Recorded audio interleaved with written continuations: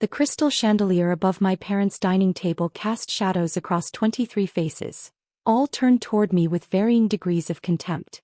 Thanksgiving at the Morrison estate had always been a performance, but this year's production featured me as the evening's entertainment, specifically as the punchline.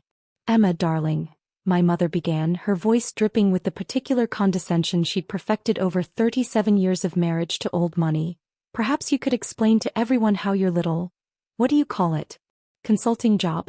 How that qualifies you to lecture your father about strategic investments." I took a measured sip of wine. A 2015 Chateau Margaux that I happen to know cost $850 per bottle.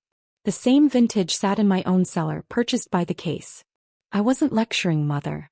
Dad asked my opinion on the Thompson merger." Asked out of politeness, my father interjected, dabbing his mouth with a linen napkin. Gregory Morrison, CEO of Morrison Luxury Developments, wielded his dismissiveness like a scalpel. "You work in data entry, sweetheart. It's hardly relevant experience." My cousin Bradley snorted into his Manhattan. "Data entry. At least it's honest work, unlike pretending to be a business consultant on LinkedIn." He made air quotes with his perfectly manicured fingers and half the table chuckled. I smiled and said nothing. 7 years ago I'd stopped correcting them. Let them believe I spent my days in a cubicle, typing numbers into spreadsheets for a mid-level firm in Seattle. The truth, that I was the anonymous managing partner of Vertex Capital Group, controlling a $2.3 billion portfolio across 17 industries, wasn't something they needed to know. Yet. "Speaking of business," my Aunt Catherine announced, her third glass of wine making her bold, "Richard and I are expanding the restaurant chain. 6 new locations next year. Perhaps Emma could apply for a hostess position? It would be more appropriate than this consultant fantasy." "Catherine, please," my mother said, but her smile betrayed her amusement.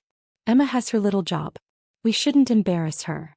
My younger sister Vanessa, golden child and CFO of Morrison Luxury Developments, leaned back in her chair with a satisfied smirk. "You know what's funny?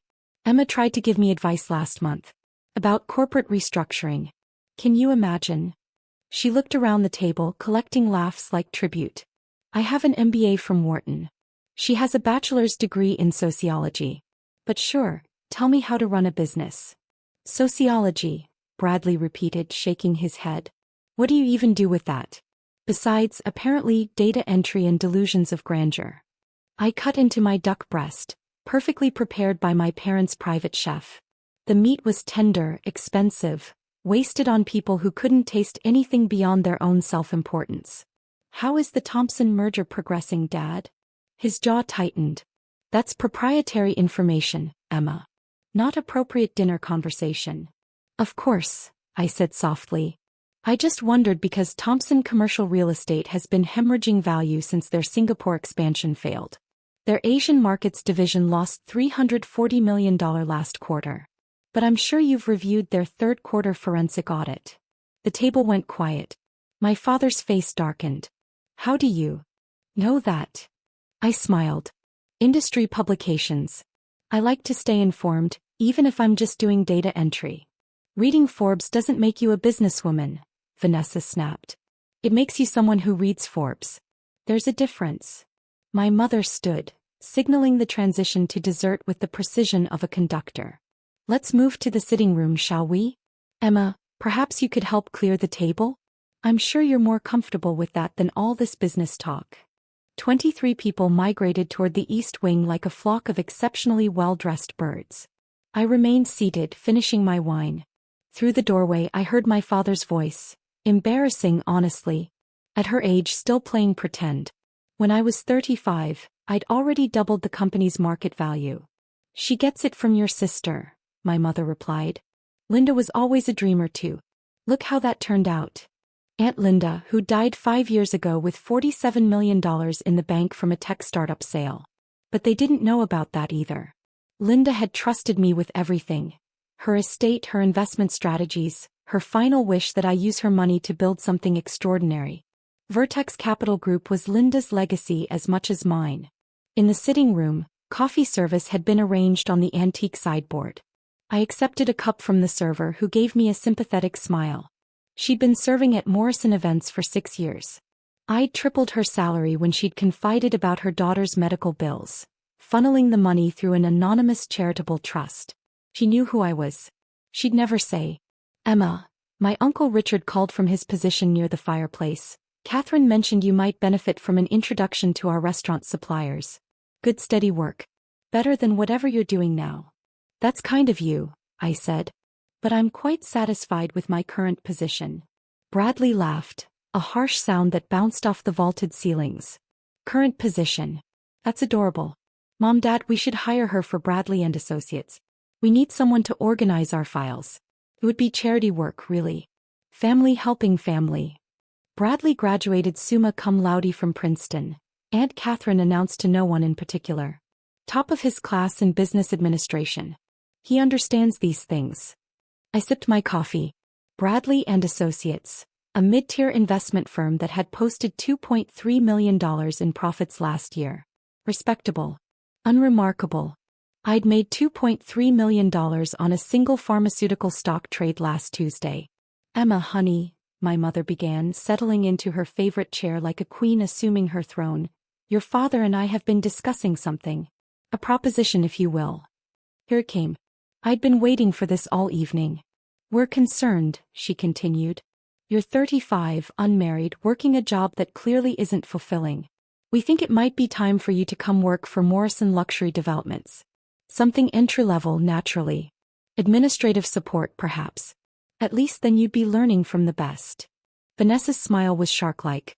"We could use someone to handle scheduling, vendor coordination. Nothing too complicated. You'd report to me, obviously, but it would give you real business experience. Better than pretending on social media." "I don't post about business on social media," I said quietly. "Exactly," my father boomed. "Because you know you'd be exposed as a fraud. At least you have that much self-awareness." 23 faces watched me, waiting for capitulation. They always waited for capitulation. Emma, the family disappointment, finally accepting her place in the natural order. I was saved from responding by my phone vibrating. The screen showed a number I recognized immediately.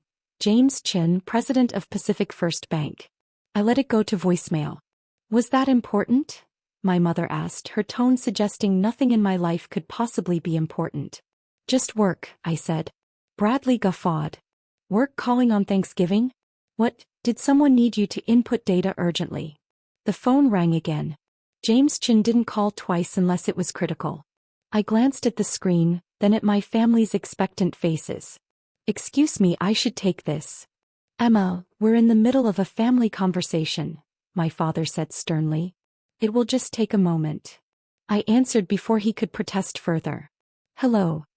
Ms. Morrison." James Chen's voice was tight with stress. "I apologize for calling on a holiday, but we have a situation that requires your immediate attention. The Morrison Luxury Developments account, your investment specifically, there's been a wire transfer request initiated for the full amount. $95 million to be withdrawn and transferred to your primary holding account. Our automated system flagged it for executive confirmation given the size. Did you authorize this transaction?" I hadn't. But someone had access they shouldn't have. Kept my voice level. "Can you tell me who initiated the transfer?" "It came through your verified channels, ma'am. All the security protocols were properly executed. But given the size and timing, our fraud prevention system requires verbal confirmation from you directly. Should we proceed with the withdrawal?" The room had gone quiet. 23 pairs of eyes fixed on me, some curious, most contemptuous. "James," I said loud enough for everyone to hear, "just to confirm, you're calling about my $95 million investment in Morrison Luxury Developments?" My mother's coffee cup froze halfway to her lips. "Yes, ma'am," James replied. "Your investment through the Vertex Capital Group holding structure. The anonymous investor position you established 3 years ago. As per your standing instructions, Morrison Luxury Developments has never been informed of your identity as their primary investor. Should we maintain that confidentiality or should I proceed with?" "Hold on the transfer," I said. "I need to verify something first. I'll call you back within the hour." I ended the call and set my phone on the coffee table. The silence was exquisite. My father found his voice first. What was that about?" "Bank matters," I said, reaching for my coffee. My hand didn't shake. Years of high-stakes negotiations had taught me perfect composure. Nothing that concerns anyone here. You said $95 million, Vanessa whispered, her face pale. You said, Morrison Luxury Developments. I smiled. Did I? I must have misspoken. Emma. My father stood, his 6'3" frame suddenly less imposing. That call. What was that about? Business, I said simply. But you've made it clear I don't know the first thing about business, so I'm sure it's nothing worth discussing. Bradley's laugh was nervous now. Come on, Emma. Stop playing games. What did that banker want? My mother's hand trembled as she set down her cup. Gregory, Morrison Luxury Developments has an anonymous investor. $95 million. We've never been able to identify them. They came in 3 years ago during the liquidity crisis. They saved the company. The liquidity crisis. I remembered it well. My father had mortgaged everything, overextended on the Dubai project, and found himself 48 hours from bankruptcy. An anonymous investor had appeared, offering $95 million in exchange for a 35% non-voting equity position and 3 seats on the advisory board, which they'd never filled. The money had saved Morrison Luxury Developments, allowed them to complete Dubai, and financed the expansion that had made them the toast of the industry. My father had spent 3 years trying to identify his mysterious benefactor. He'd hired investigators, lawyers, forensic accountants. The trail always went cold at Vertex Capital Group, a private investment firm with an opaque ownership structure and a reputation for anonymity. That's impossible, my father said, but his voice lacked conviction. Emma, tell me that call wasn't about our company. I met his eyes. Why would it matter? I'm just someone who does data entry. Remember? Vanessa lunged for my phone. I moved it calmly out of reach. Don't be childish. Show us the call log, she demanded. Prove that wasn't what it sounded like. I don't need to prove anything, I said. You've all made your opinions of me quite clear. I'm unqualified, unemployed in any meaningful sense, playing pretend at business. So obviously that call couldn't have been what you think it was. My Uncle Richard had gone very still. Gregory, what percentage of Morrison Luxury Developments does the anonymous investor control? 35%, my father said mechanically. With liquidation preferences that give them effective control in certain circumstances. What circumstances? I asked, curious to see if he knew. If the company's quarterly revenue drops below specified thresholds, or if certain debt ratios are exceeded, or if... He trailed off, understanding dawning across his face. If leadership makes decisions that materially harm shareholder value without investor approval. I nodded. Those are standard protective provisions. Any competent investor would insist on them. You, my mother breathed. Phew. It's been you this whole time. The room erupted. Voices overlapped, accusations and denials and desperate justifications all bleeding together into white noise. I waited, sipping my coffee until my father raised his hand for silence. Enough. His voice cut through the chaos. Emma, I'm asking you directly. Are you our anonymous investor? Do you believe I have the capacity to be? I countered. Because an hour ago you suggested I apply for an administrative assistant position. You said I know nothing about business. You've spent the entire evening mocking my career, my intelligence, my competence. So which is it, Dad? Am I a qualified investor, or am I the family embarrassment? Emma, please, he said, and for the first time in my adult life, I heard genuine fear in Gregory Morrison's voice. Just answer the question. My phone rang again. James Chin, right on schedule. I answered on speaker. Ms. Morrison, I apologize for the urgency, but I need your decision on the transfer. Additionally, our legal team has flagged some concerning activity on the Morrison Luxury Developments account. There appears to be unauthorized access to confidential investor information. We may need to implement emergency protective measures. What kind of protective measures? I asked. Given the attempted unauthorized transfer and potential security breach, we'd recommend freezing all Morrison Luxury Developments operational accounts pending a full audit. This would include payroll, vendor payments, and line of credit access. It's standard protocol when we suspect compromise of major investor accounts. My father's face had gone from red to white. Emma, Whatever you're thinking, don't. I looked at him, this man who'd spent 35 years ensuring I knew my place. James, who authorized you to call me about this? You did, ma'am. 3 years ago, you established protocols requiring executive notification for any transaction over $10 million or any unusual account activity. The attempted withdrawal triggered both flags. And Morrison Luxury Development's operational accounts, they would be frozen when?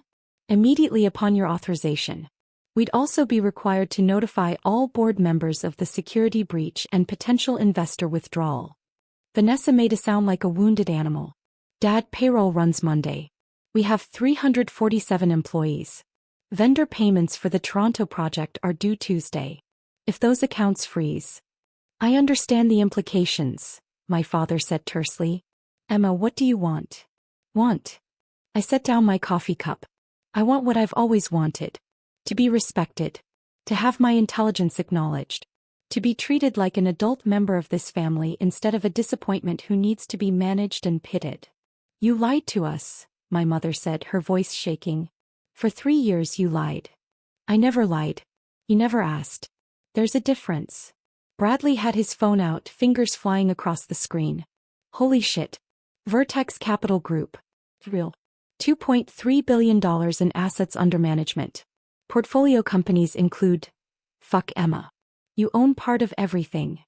Language, Aunt Catherine said automatically, but nobody was listening to her. How? Vanessa demanded. How did you build this? You have a sociology degree and worked in data entry. I have a sociology degree from Stanford which I attended on a full academic scholarship, I corrected. I worked in data analysis, not data entry, for one of the largest hedge funds in the country where I built predictive models for emerging markets. I was promoted 4 times in 3 years. Then Aunt Linda died and left me her estate which I used to launch Vertex Capital Group. That was 7 years ago. Linda left you everything? My mother whispered. We thought she had nothing. You thought she was a failure, I said. But Linda built a multimillion-dollar tech company from scratch, sold it and invested wisely. She left me $47 million and the best business education money can't buy. She also left me something more valuable, the certainty that I didn't need this family's approval to succeed. My father sank back into his chair. The advisory board seats. The 3 seats in the investment agreement that were never filled. I never needed them, I said. The protective provisions were sufficient.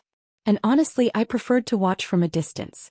You run the company well when you're not distracted by family politics and social positioning. The Dubai project, Vanessa said slowly. The expansion into Asia. The Toronto development. Every major decision for 3 years, you could have vetoed. But I didn't, I pointed out. Because despite your low opinion of me, I'm actually quite good at business. I knew those were sound decisions. My investment wasn't about control. It was about helping family when they needed it. Foolish perhaps, but there we are. My phone was still on speaker. James' chin cleared his throat. Ms. Morrison, I do need a decision. I looked around the room. 23 faces, all watching me with new understanding, new fear, new calculation. Already I could see them recalibrating, preparing new approaches, new strategies for managing this unexpected threat. James, about that transfer. Can you tell me who initiated it? The authorization came through channels associated with Ms. Vanessa Morrison, though I should note our investigation is ongoing. Every eye turned to my sister. She'd gone from pale to gray. I was trying to identify the investor. I thought if I could trigger a response. I didn't think it would actually work. The security looked impenetrable. It was, I said, until you social engineered one of my junior analysts. Rebecca Martinez, I believe. You took her to lunch last week, asked her about her employer, made friends. She mentioned Vertex Capital Group and you went from there. Vanessa didn't deny it. I was trying to protect the company. From what? Competent oversight. I turned back to my phone. James, please proceed with the following. 1. Freeze the unauthorized transfer. 2. Implement additional security protocols on all Morrison Luxury Developments related accounts. 3. Do not freeze operational accounts. The company needs to function. 4. Schedule a call with their board of directors for Monday morning. I think it's time I introduced myself properly. Understood, Ms. Morrison. I'll have the paperwork ready for your review. I ended the call. The silence that followed felt like the aftermath of an earthquake. My father spoke first, his voice carefully controlled. What happens Monday? Monday, I attend my first board meeting as your primary investor. We discuss strategy, review financials, and establish new protocols for family involvement in business operations. You're going to take the company, my mother said flatly. I'm going to protect my investment, I corrected. There's a difference. Despite everything, Morrison Luxury Developments is a sound business with strong fundamentals. I have no interest in destroying it. But things are going to change. What things? Vanessa asked, her CEO confidence crumbling visibly. For starters, nepotism-based hiring practices end immediately. If you want to work for the company, you'll be evaluated on merit like everyone else. Board composition will be restructured to include independent directors. Executive compensation will be tied to performance metrics, not family relationships. And most importantly, strategic decisions will be made based on sound business principles, not social posturing. My Uncle Richard found his voice.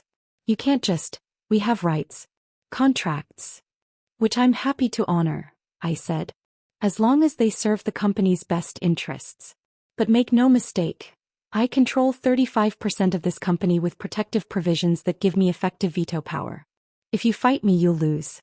If you work with me, everyone profits. Bradley's phone was still out, his face illuminated by the screen's glow.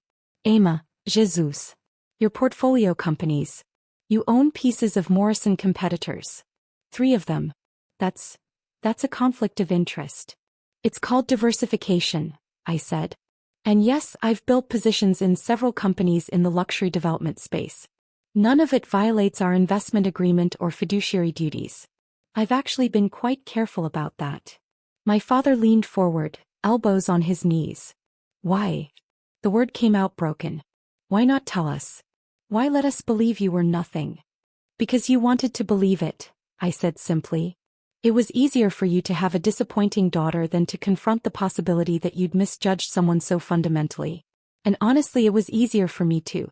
Once I stopped trying to prove myself to you, I could focus on actually building something. Linda knew, my mother said. She knew what you were capable of. That's why she left you everything. Linda knew because she asked questions and listened to answers. She treated me like a person, not a problem to be solved. When I told her about my work, she didn't dismiss it. She advised me, connected me with her contacts, taught me everything she'd learned. She was family in ways none of you ever were. The words landed like stones in still water, ripples of impact spreading across faces. Vanessa spoke quietly. The Toronto project. You approved our budget increase last quarter. We never knew where that additional capital came from. It came from me, I confirmed.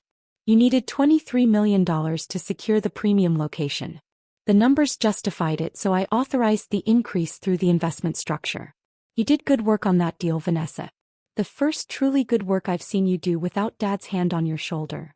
She looked at me, something like understanding flickering across her face. You could have told me. I would have. What? Listened? Respected me? Treated me like an equal? I shook my head. You had every opportunity to do that without knowing my net worth. You chose condescension instead. My father stood slowly as if he'd aged a decade in the last 30 minutes. Monday's board meeting. What should we expect? Professionalism, I said. This is business, not personal. I'll present a strategic review, we'll discuss operational improvements, and we'll establish new governance protocols. Bring your best thinking. Leave your egos at the door. And tonight, my mother asked. What happens now? I stood, smoothing my dress. Now I'm going home. Thank you for dinner. The duck was excellent. Emma, wait, my father said. We need to talk about this. Really talk. We will, I agreed. Monday morning, 9 a.m. in the boardroom. Bring Vanessa and your Siva. Leave everyone else. I collected my coat from the foyer, aware of the procession following me. My parents, my sister, various aunts and uncles and cousins, all trailing like confused disciples. At the door I paused. One more thing, I said. Bradley, your firm handles some investment portfolios for Morrison Luxury Development's executive retirement accounts, correct? He nodded mutely. You'll receive notice Monday that those accounts are being transferred to different management. Nothing personal, just business. When you make $2.3 million in a single day instead of a single year, we can discuss portfolio management strategies. I opened the door to November cold and clear stars. Behind me, 23 people stood in stunned silence, their entire understanding of reality reorganized in less than an hour. "Oh," I said, turning back one last time.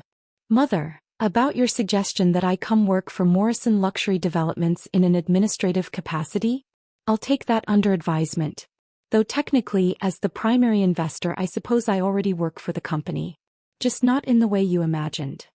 I left them there, framed in golden light from the chandelier, their expressions ranging from shock to calculation to something that might have been respect, if they'd ever learned what that looked like. My phone buzzed as I reached my car, a Tesla Model S Plaid that I'd bought with the profits from a pharmaceutical investment, parked between my father's Bentley and Bradley's Porsche. A text from James Chin. "Security protocols implemented. Monday's board package ready for your review. Legal confirms your position is unassailable. Happy Thanksgiving." I smiled, started the engine and drove away from the Morrison estate. In my rearview mirror, I watched the figures in the doorway gradually disperse, returning to their disrupted holiday, their comfortable assumptions shattered like the crystal stemware they'd been drinking from. Monday would be interesting. The board meeting would be professional but pointed. Vanessa would probably cry. My father would certainly rage. My mother would deploy every social manipulation tactic she'd ever learned. But none of it would matter because the numbers didn't lie, the contracts were ironclad, and Emma Morrison, sociology degree, data entry job, family disappointment, controlled the future of Morrison Luxury Developments. Aunt Linda would have been proud. I merged onto the highway, already composing the agenda for Monday's meeting in my head.